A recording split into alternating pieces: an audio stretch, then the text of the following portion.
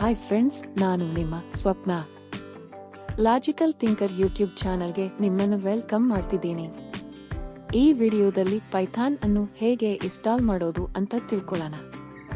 ಮೊದಲಿಗೆ ಸರ್ಚ್ ಬಾರ್ನಲ್ಲಿ cmd ಅಂತ ಟೈಪ್ ಮಾಡಿ. ಆಗ ಕಮಾಂಡ್ ಪ್ರಾಂಪ್ಟ್ ಕಾಣುತ್ತೆ, ಅದನ್ನ ಓಪನ್ ಮಾಡಿ. ಪೈಥಾನ್ ಅಂತ ಟೈಪ್ ಮಾಡಿ. ಒಂದ್ ವೇಳೆ ಪೈಥಾನ್ ಇನ್ಸ್ಟಾಲ್ ಆಗಿದ್ರೆ ಅದ್ರದ್ದು ವರ್ಷನ್ ಬಗ್ಗೆಗಿನ ಇನ್ಫಾರ್ಮೇಶನ್ ಸಿಗುತ್ತೆ. ಈ ಪಿಸಿಯಲ್ಲಿ ಪೈಥಾನ್ ಇನ್ಸ್ಟಾಲ್ ಆಗಿರಲಿಲ್ಲ. ಈಗ ಅದನ್ನ ಹೇಗೆ ಇನ್ಸ್ಟಾಲ್ ಮಾಡೋದು ಅಂತ ನೋಡೋಣ. ನೀವು ಕಮಾಂಡ್ ಪ್ರಾಂಪ್ಟ್ನಲ್ಲಿ ಪೈಥಾನ್ ಅಂತ ಟೈಪ್ ಮಾಡಿದ ತಕ್ಷಣ ವಿಂಡೋಸ್ ಸ್ಟೋರ್ ಓಪನ್ ಆಗುತ್ತೆ.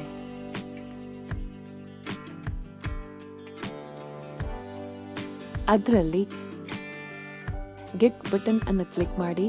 ಆಗ ಅದು ಡೌನ್ಲೋಡ್ ಆಗಿ ಇನ್ಸ್ಟಾಲ್ ಆಗೋಕೆ ಸ್ಟಾರ್ಟ್ ಆಗುತ್ತೆ.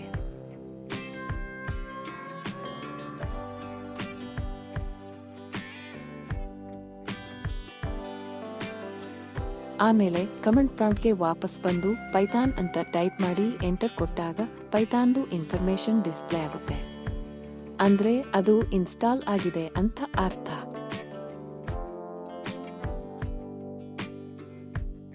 ಓಕೆ ಫ್ರೆಂಡ್ಸ್, ಇದು ಪೈಥಾನ್ ಬಗೆಗಿನ ನನ್ನ ಫಸ್ಟ್ ವಿಡಿಯೋ ಆಗಿದೆ.